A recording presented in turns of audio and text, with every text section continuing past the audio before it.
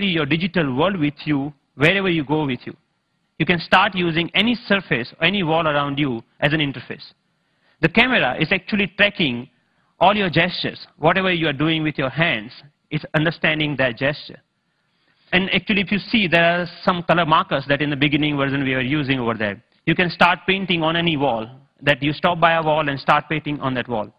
But we are not only tracking here one finger. We are giving you the freedom of using both of hands. So you actually can use both of your hands to zoom into or zoom out a map just by pinching operation over here. The camera is actually doing just getting all the images. It's doing the age recognition and also the color recognitions, and like so many small algorithms are going inside. So technically it's a little bit so complex, but it gives you an output which is more intuitive to use in some sense. But I'm more excited that you can actually take it outside.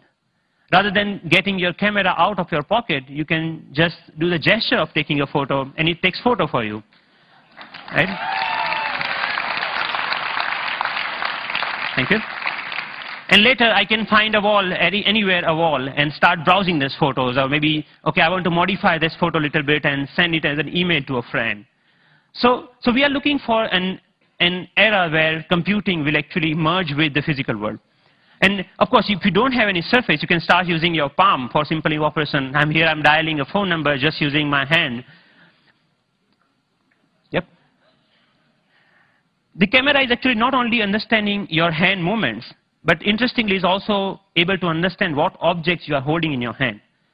What we are doing here is actually, for example, in this case, the book cover is matched with so many thousands of, or maybe millions of books online, and checking out which book it is. Once it has that information, it finds out more reviews about that, or maybe New York Times had a sound overview on that, so you can actually hear on a physical book as a review of a sound. Gave a famous talk at Harvard University.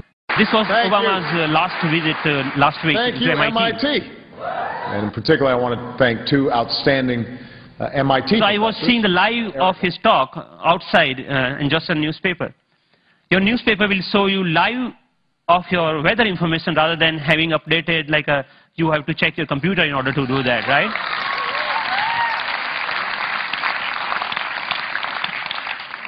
When I'm going back, I can just use my boarding pass and to check, oh, my flight has been how much delayed. Because at that particular time, I'm not feeling of opening my iPhone and checking out a particular icon.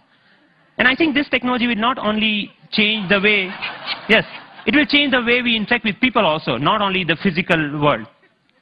The fun part is like I'm going to Boston Metro and playing Pong game inside the train on the ground, right? And I think the imagination is the only limit of what you can think of when this kind of technology merging with the real life.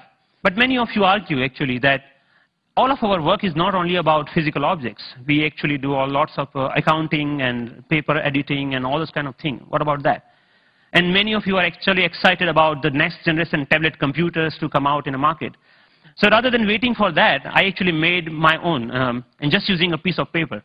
So what here I did is remove the camera, all the cameras, webcam, have a microphone inside that camera. I removed that microphone from that. And that, just pinch that, like just make a clip out of that microphone and clip that to a piece of paper, any paper that you found around. So now the sound of the touch is exactly getting me when exactly I'm touching the paper. But the camera is actually tracking where my fingers are moving. You can, of course, watch movies. Good afternoon. My name is Russell, and I am a wilderness explorer in Tribe 54. And you can, of course, play games. Here the camera is actually understanding how you're holding the paper and playing the car racing game.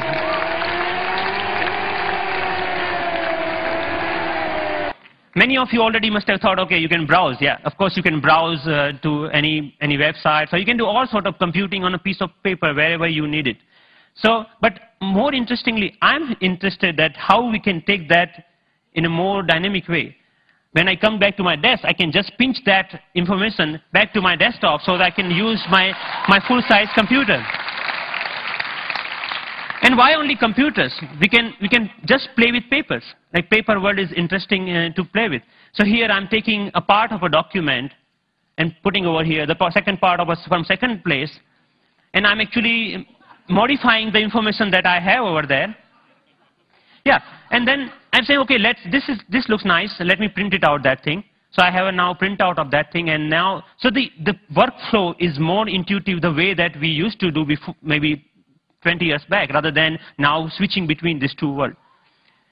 So as a last thought, I think that integrating information to our everyday objects will not only help us to get rid of the digital divide, the gap between these two worlds, but will also help us in some way to stay human, to be more connected to our physical world. And it will actually help us not end up being machines sitting in front of another machines. So that's all. Thank you.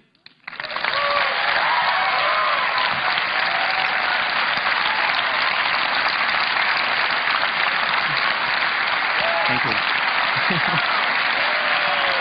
Thank you. Thank you. Thank you. Thank you. So Pranav, first of all, I mean, you're a genius. This is incredible, really. Thanks a lot. What are you doing with this? Is there a company being planned, or is this research forever, or what? So there are lots of companies, actually sponsored companies of Media Lab, are interested in taking this ahead in a one or the way. The companies like mobile phone operators want to take this in a different way than the NGOs in India are thinking that why can we only have sixth sense? We should have a fifth sense for missing sense people who cannot speak. Maybe this technology can be used for them to speak out in a different way, but maybe speaker system. I mean, what are your own plans? Are you staying at MIT, or are you going to do something with it? I'm trying to make this more available to people so that anyone can develop their own sixth sense device, because the hardware is actually not that hard to manufacture or something hard to make your own. And I will provide all the open source software for them, maybe starting next month. So that Wow. Yeah. Wow. That's